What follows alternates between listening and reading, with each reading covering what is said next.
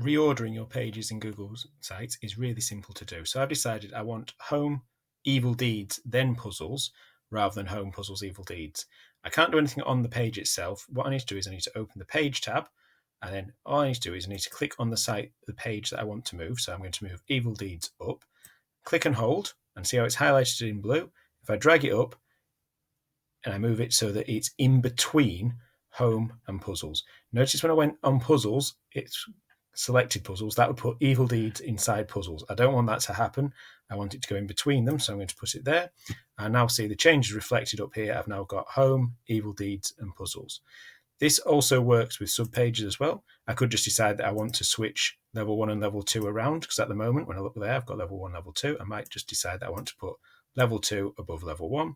So again, if I drag it up there, notice it's putting it between evil deeds and level 1 in the list. It's highlighted evil deeds in blue, so it's still going to be a subpage of evil deeds. So when I go into it now, I'll see evil deeds. I've got level 2 at the top. I can take subpages out of a main page. So if I decide that level 1 doesn't belong in there anymore, I want to put it on the end after puzzles, I could just pick it up. I could drag it over here and put it there. So I've got home, evil deeds, puzzles, level 1. I could also decide that I want to put level 1 inside puzzles. So again, I pick it up by clicking and holding. And then this time, instead of dragging it into position, if I put it on top of puzzles, it will drop it into puzzles and make it a subpage of puzzles.